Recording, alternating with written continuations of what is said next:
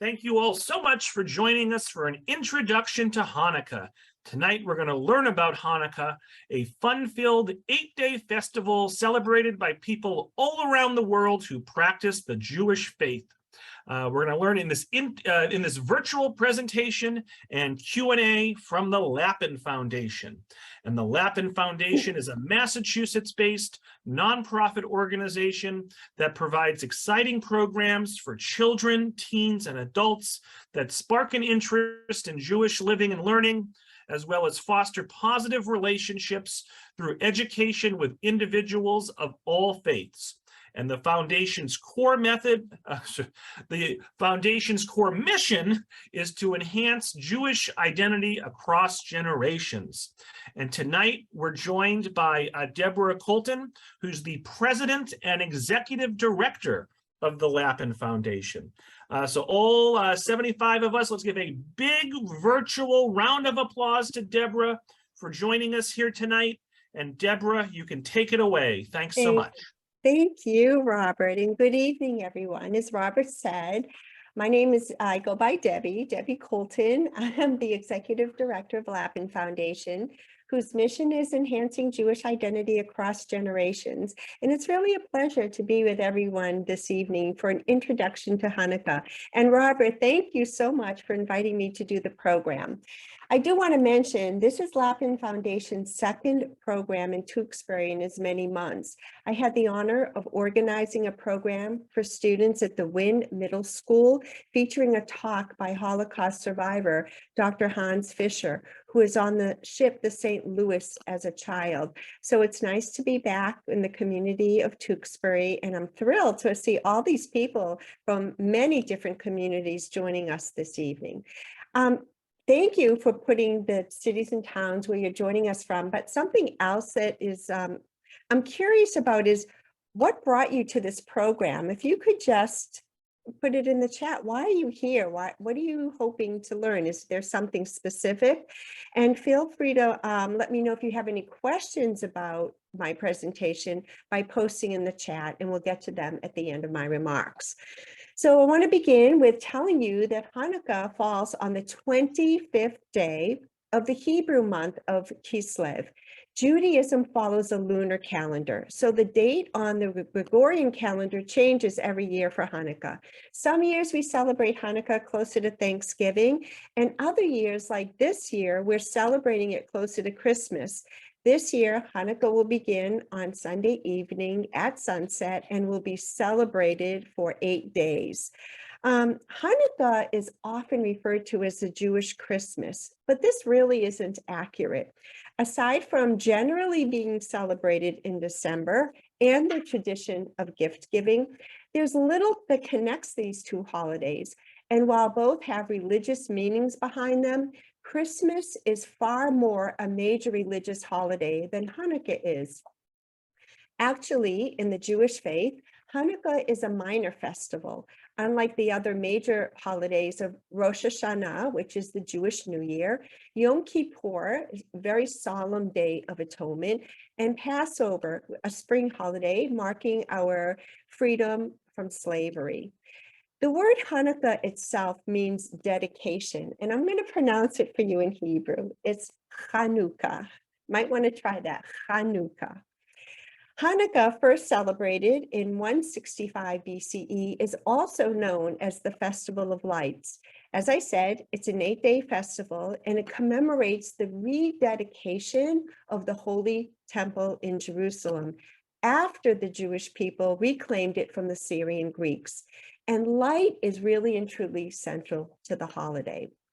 The explanation of Debbie, sure. Can I pause you for a second? Sure. And you have such a good flow going. But Debbie, and I could be completely mistaken, and I apologize in advance, but we're not seeing your slides. Did you have a slideshow to share? Not yet. Oh, so son of a gun. It's okay.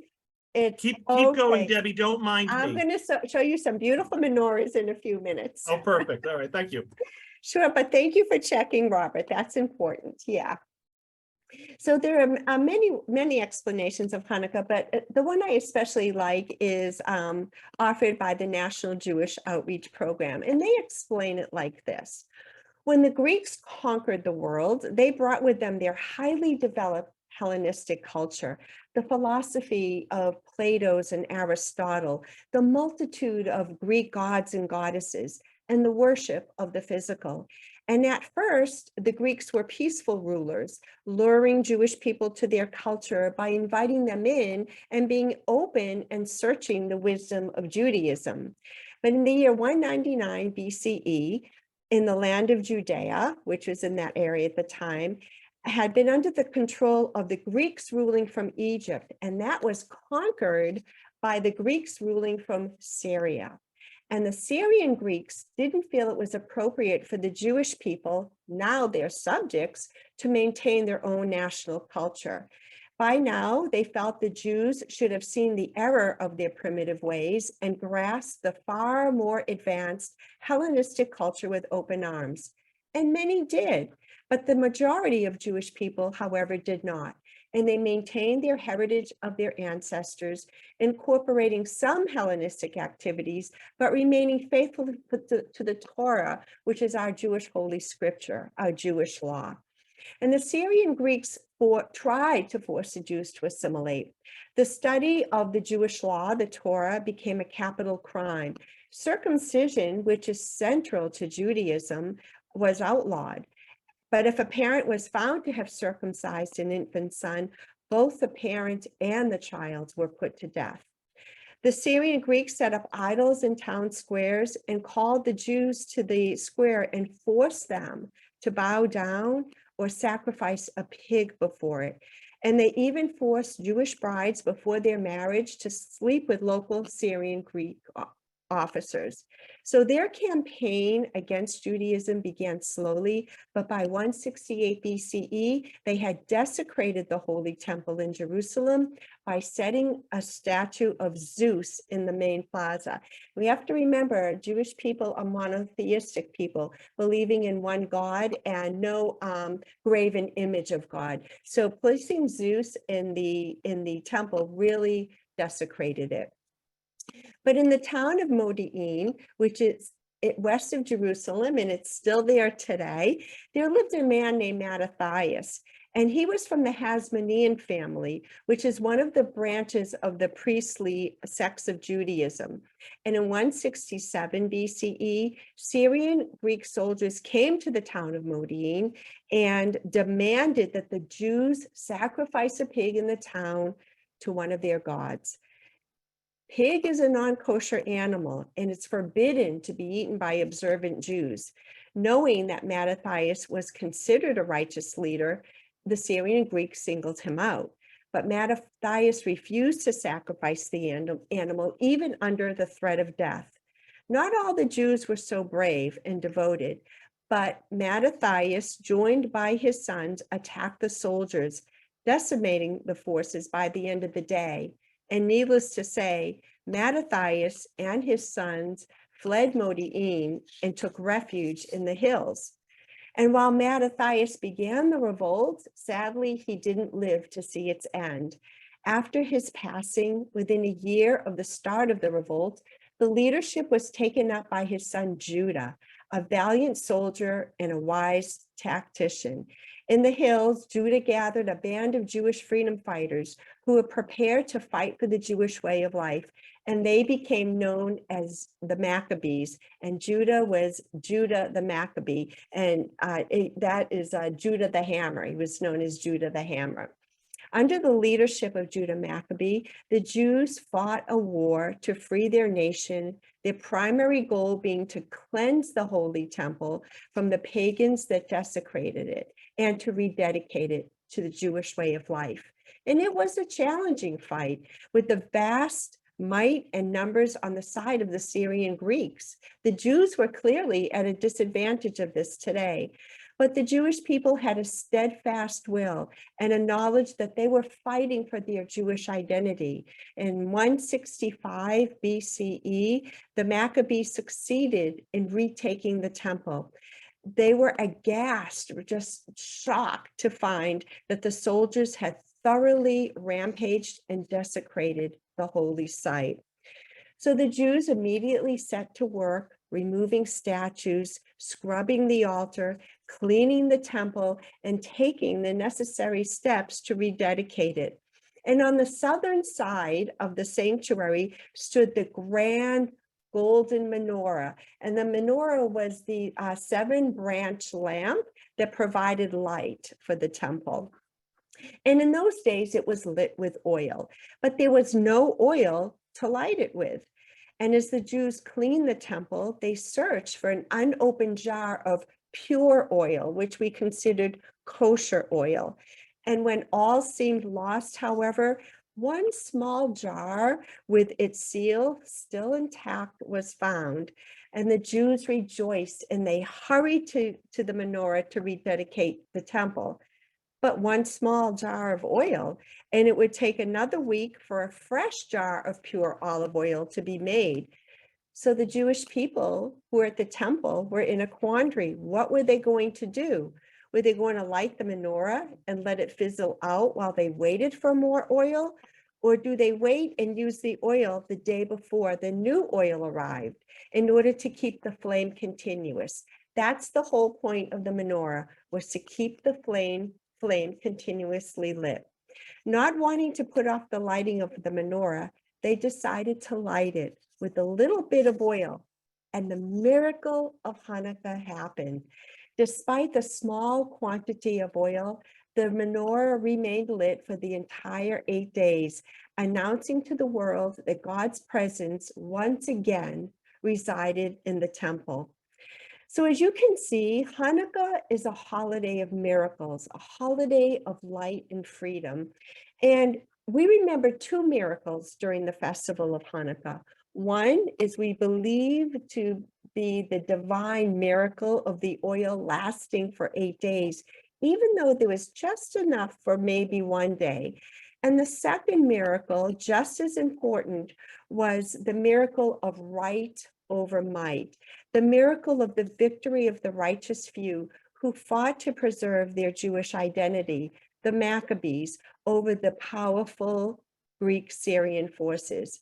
And for Jewish people, it's the miracle to be free and to practice our religion and express our Jewish identity, which I believe this day really is the essence of the Hanukkah story and the reason why we still celebrate it today. So how do we celebrate Hanukkah? So I want to share my screen.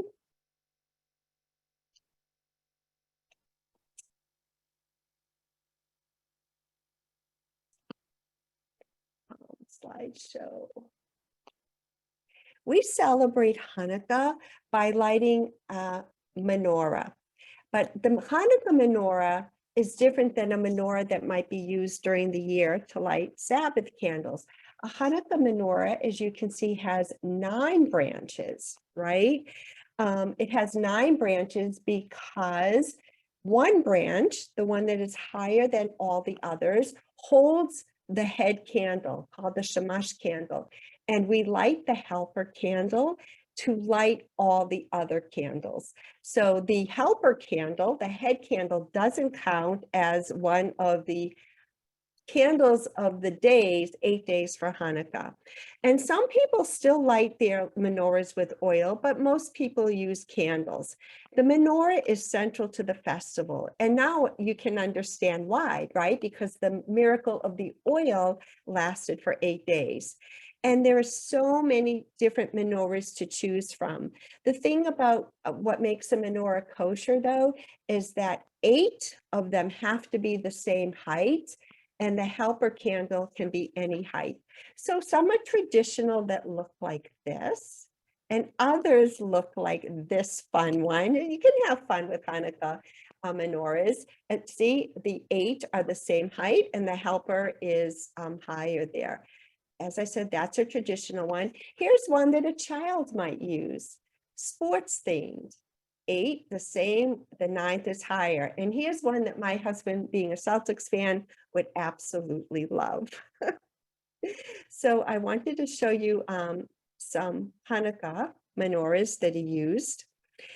And so on Hanukkah, one more thing I do want to point out is that we light 1 candle the first night, 2 the second, 3 the third. You understand, increasing light. And that's what the holiday is about. It's about increasing the light of the festival. And that's why we add candles every night rather than light all of them and subtract every night. Candles are put in the menorah from right to left, but they're lit from left to right, the newest night first.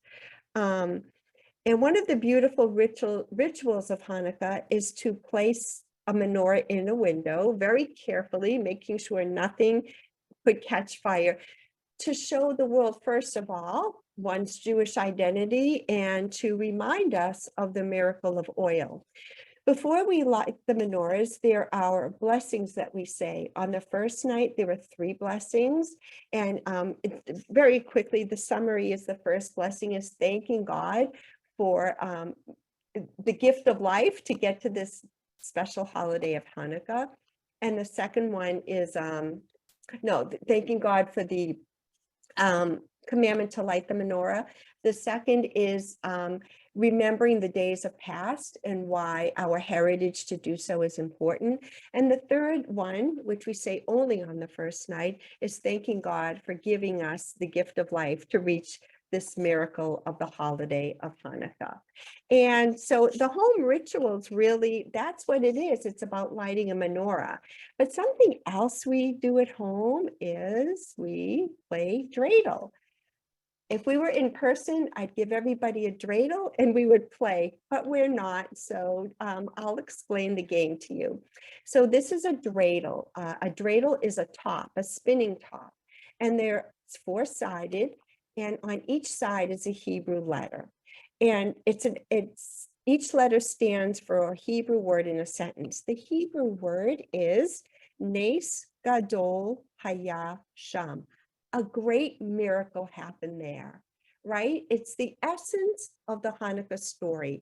It reminds us about why we're celebrating. What was the great miracle? The miracle of the oil, the miracle of right over might, right? And where is there? The land of Israel. And it's interesting, in Israel, their dreidels say in Hebrew, a great miracle happened here.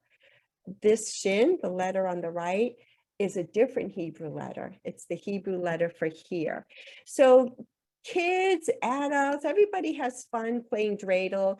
Each letter you can play for points. Each letter corresponds to points.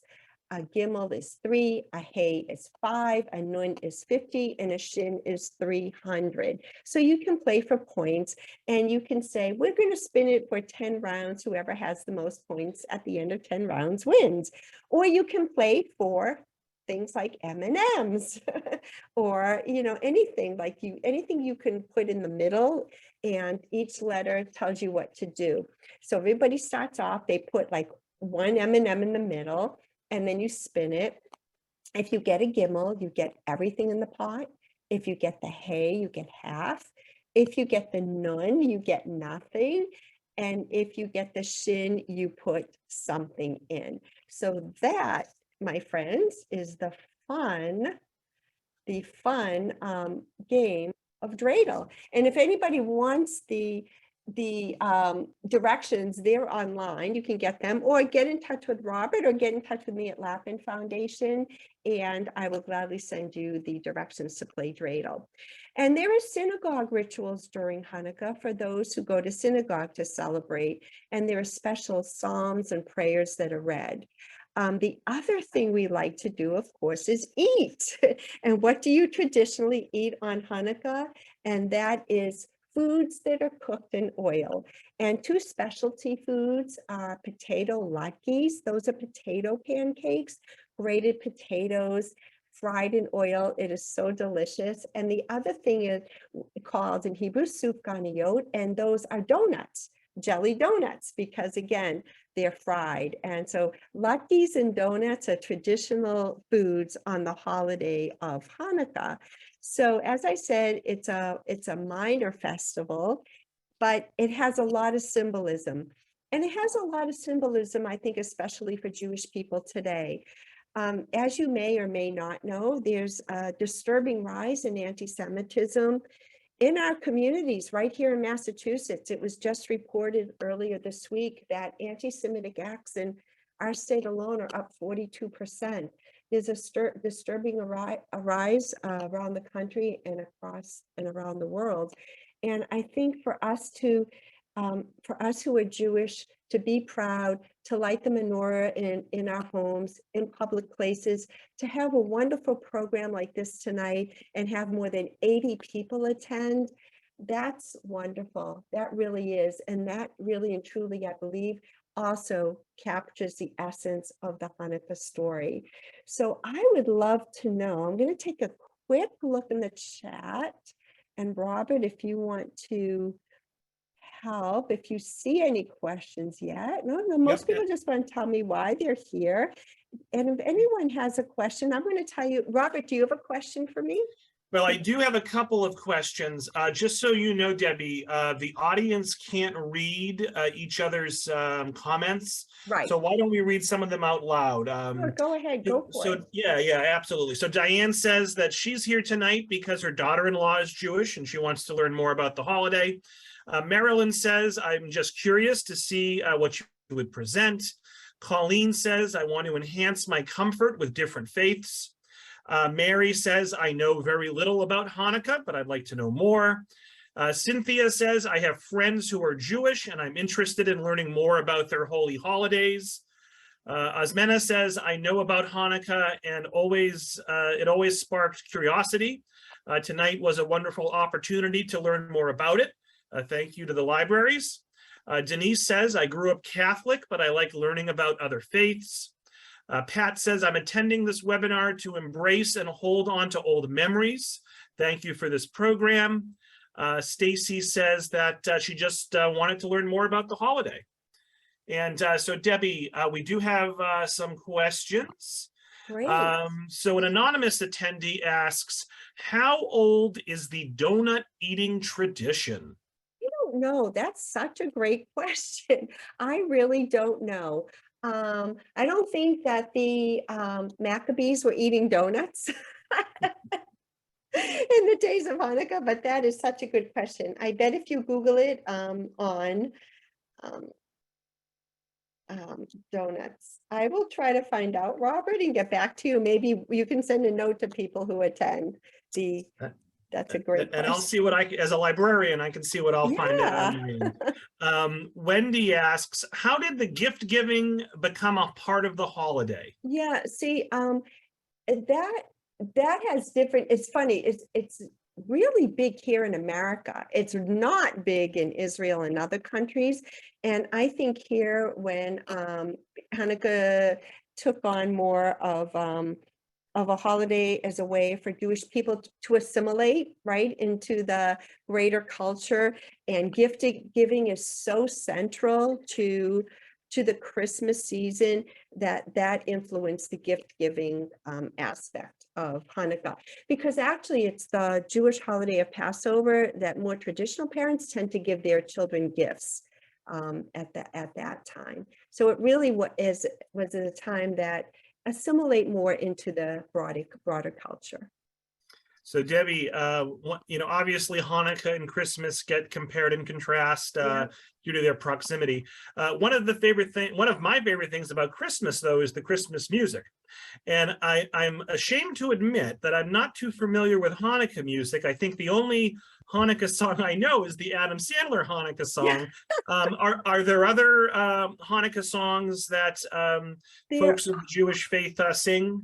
There are, and they're festive songs, but our theme song of Hanukkah, I actually brought that, and I would like to play that. I forgot to tell you, I brought that, and it is sung by a choir in New York. I am so moved by it. Let me tell you a bit about the song. It's called Ma'od Sor, Rock of Ages. And the idea is that even though we didn't think we could do it, with the help of God, we did it, right? So God is our Rock of Ages. And let me play this. And the way they sing it, you can feel the spirit of the song. So let me share my screen again. Okay. And Debbie, when you share your screen, make sure to click that box about sharing sound. Oh, yeah. You're a pro, you know. Oh, yeah. play it. Okay, can you see this, Robert? No, we only see you right now. Let me do this again. Oh, share. Now you can see it, right? Yes. Yep. Okay, listen to this.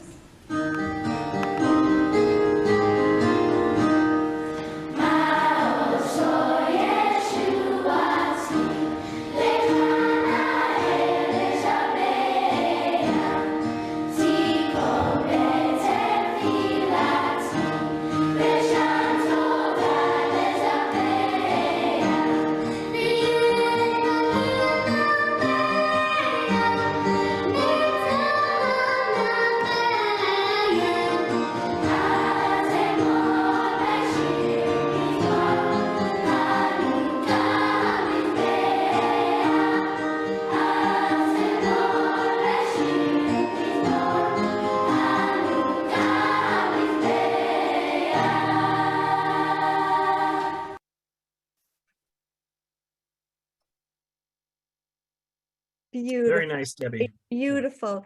It is really captures the spirit of the holiday. And then of course, there are lots of other songs like I Have a Little Dreidel. I don't know if you ever heard, I have a little dreidel, I made it out of clay. You know, these cute little songs for children. And there are some prayers in the synagogue that are sung, but the music is not as rich and beautiful as the Christmas music is, but we certainly do have our Hanukkah songs. But the one you just heard is like the theme song of Hanukkah, Rock of Ages.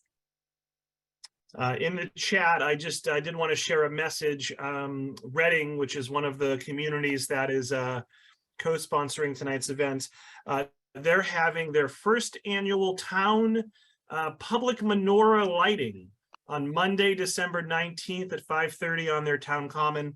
And so for folks in the area, I shared the information in the chat. So thank you, Susan. All right, back to the questions. Judy wants to know, why are blue and white the colors of Hanukkah? Well, it's not official colors of Hanukkah, right? So the Israeli flag, that Israel's the Jewish homeland, and the Israeli flag is blue and white. So blue and white have been adopted as the colors of Hanukkah, but it's not, it's not official or anything. But that's why blue and white, a lot of times, that's what you see with Jewish holidays, blue and white. Stephen asks, before Christ, were the primary Western religions Judaism and Islam? What religions did the Greeks, Ottomans, etc., practice prior to Christianity? Well, there was Judaism. I mean, I'm not a historian, and I apologize. And there was, so I don't know. There were, prior to Christianity, Western world, We're going to research that one as well. Good question. Debbie, a lot of families, have multiple religions. Yes. The spouse is one religion, the other spouse is a different religion. And so, I'm familiar with lots of families that celebrate both Christmas and Hanukkah. Are you familiar with how those two holidays are blended together? Every family, interfaith family, has their own tradition, right? So they do different things, like I've seen Christmas trees with Jewish stars on the top, or as part of the ornaments. I've seen, especially when it doesn't come at the same time, the families celebrate the traditions of both, and they make it work for each other. So it's whatever a family wants to do to make it meaningful and comfortable for them works for them, and that's what they'll do. An anonymous attendee asks, in one of the photos, there were gold coins next to the dreidels. Yes. What is their role in the holiday? That's such a great question. That is called Hanukkah gelt, Hanukkah money. So that's candy. Those are chocolate coins, by the way. And that's like a fun treat to give each other on Hanukkah. And some people, there was a tradition of giving money instead of gifts. and giving and using some of that money for charity, donating it. So Hanukkah Gelt is kind of like, it's a mitzvah. It's a good thing to give on the holiday of Hanukkah. So Marilyn says, and I apologize for any mispronunciations. Marilyn says, Ocho Candelitas is a nice song. Stephen, let me see here. Oh, so Pat asks, where was that children's chorus from New that you showed the York. clip? Yeah, it was New York? from New York. It's yeah, public school. I believe it was in New York. Wasn't that beautiful? So beautiful. Pat says that when Christmas and Hanukkah combine, a lot of delicious foods are blended together. A lot of And delicious foods, and that, you know, when the holidays do come as they do, there's, I think, just the light increases in the world as well, right? So our holiday begins Sunday and it ends on, I believe, on the 26th. Yep, the last day. So the last candle will be the 25th. And it's special. It's really special to have it when we're all celebrating something together.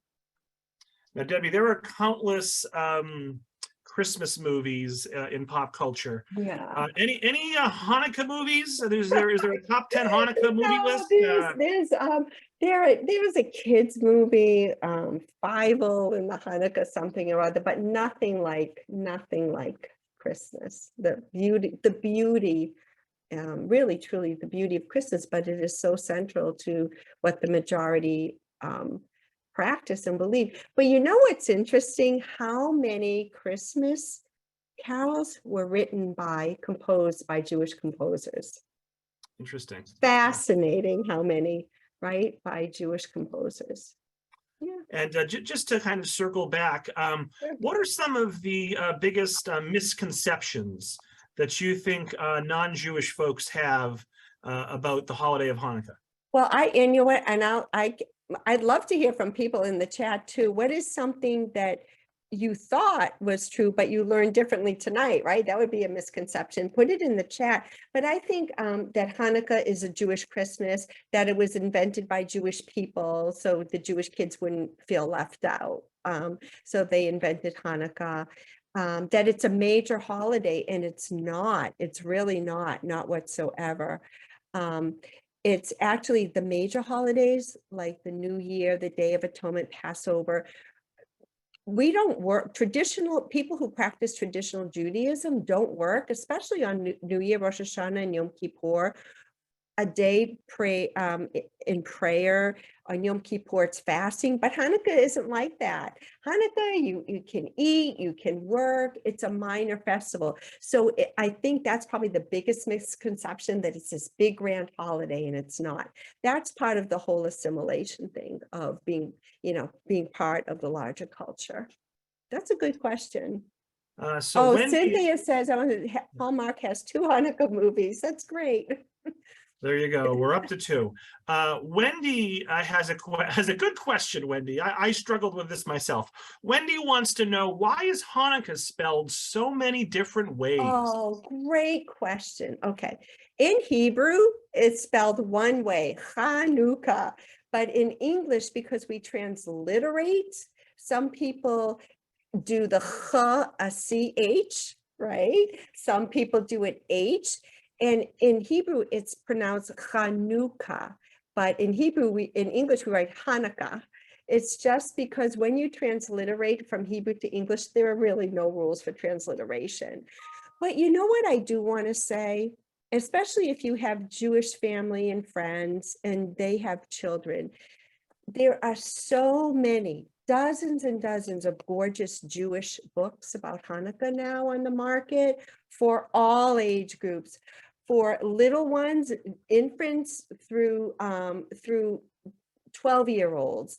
And Lappin Foundation has this great program called PJ Library. We are part of an international network. You must know of it, Robert. And Jewish families, Jewish and interfaith families can sign up and get free Jewish books mailed to their children at home. And if anybody's interested, while I'm talking, Robert, let me just put pjlibrary.org.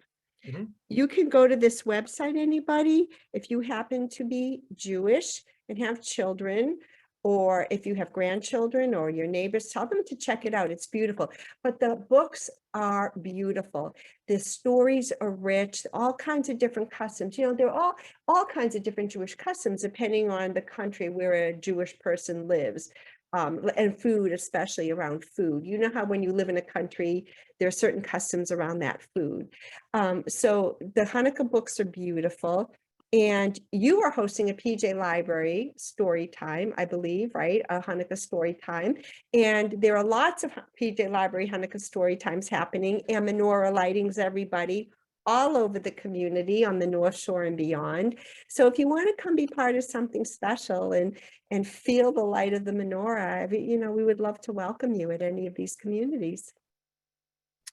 So folks, we're going to take roughly 10 more minutes of questions. Get your questions in. It's not every night that you get to speak one-on-one with the president and executive director of one of the largest Jewish foundations in the state here. So Louise asks, is there any variation in how Hanukkah is either understood or celebrated across the various denominations of Judaism? Yes, great question. So the various denominations are of Judaism. The main ones are Orthodox, Conservative, and Reform. Okay, so Orthodox people will be much more the religious side of it, going to temple, saying certain prayers, things like that. It's still a minor festival. They still work, everything like that. They would be very diligent about maybe when they light the menorah. I don't know if they light it exactly at sundown, but the more liberal Jews do it anytime. In the Jewish faith, our holidays begin at sunset. Our day begins at night. When the sun sets, it's the beginning of a new day. So that's why it begins at night. So the Conservative, Reform would light it anytime after sunset. And other than that, it's minor, and it's around the menorah and saying those blessings. That's central. I see somebody asked a great question. What year are we in? What Jewish year are we in? We are in the year 5783. Jewish people believe that the world was created 5783 years ago. And on Rosh Hashanah, the Jewish New Year, that's when we begin counting the year. The next year will start on the next Rosh Hashanah, early fall next year. That's a good question. Also in the chat, I wanted to acknowledge that the Maynard Memorial lighting is on December 21st at 7 o'clock in the Memorial Park on Summer Street. And hopefully folks have been paying attention. Debbie's been sharing various websites along with her email address in the chat. So make sure to copy and paste or save those, write those down. So folks, we're going to take 5 more minutes of questions, so get them on in. Debbie, could you talk briefly? Well, first of all, I was going to ask you about the books, and you preemptively answered that question. But could you talk a little bit more about the Lappin Foundation? Sure. And how folks on the call, or really anyone, can support your organization? Sure. Thank you so much. Yeah, I invite everybody to visit the website, lappinfoundation.org. It changes all the time. All of our programs are free. They're open to everybody. Our programs for adults are all held on Zoom now. That was one of the blessings of COVID. We've just gained an audience all over the country, even Europe. It's amazing. But we have wonderful programs. If you want to learn more about Judaism, please come to our programs. I do want to invite everybody on January 26th. That's the 27th is International Holocaust Remembrance Day. And all around the world, we are joining people all around the world to commemorate the day now. It was proclaimed by the UN, I believe, maybe in 2005. But for everybody to remember the Holocaust and the lessons we, as humanity and societies, can learn from the Holocaust. We will be having a survivor speak, Lucia Milch. She'll be on Zoom. And what's important about that is all the survivors are pretty much in their 90s now. So we are on the threshold of time, everybody, that there'll be no more survivors alive to bear witness to the Holocaust, leaving it to us to do. So I invite you, come, hear the testimony, participate and reflect on what is the lesson of the Holocaust for all of us. Again, program is free. Lappin Foundation has all kinds of programs about Israel, about we're having one about the 1939 World's Fair, believe it or not. Like what was Jewish about it, and with the fair through the Jewish perspective, because you know, World War, right? We're in the midst of that, and the Holocaust at its height is around the corner. So come and learn something new. We just do all kinds of programs about Jewish heritage, Jewish culture, and also we offer programs to schools, public, private, charter schools, community, civic organizations about the Holocaust and anti-Semitism. I'm very busy in schools right now delivering a Holocaust symposium to high schools, middle schools. And if anybody's town or city wants to learn more, please get in touch with me, because there are lessons in it for all of us. And we take kids, Jewish kids, to Israel as a heritage trip, a Jewish heritage trip, so they can understand where they came from and what this thing Judaism is about. And we do beautiful PJ Library. We have a vibrant interfaith outreach initiative, inviting people who want to learn about Judaism to our Introduction to Judaism course. It's free. It's all on Zoom, taught by rabbis, and we would love to have you if you just want to come and learn. That's what we're about.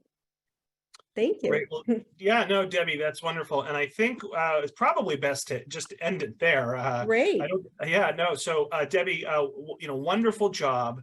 Thank you you so much for being so generous with your time. My And pleasure. I think that you've certainly enlightened me and educated me on a topic that I needed some education on. So thank you so much.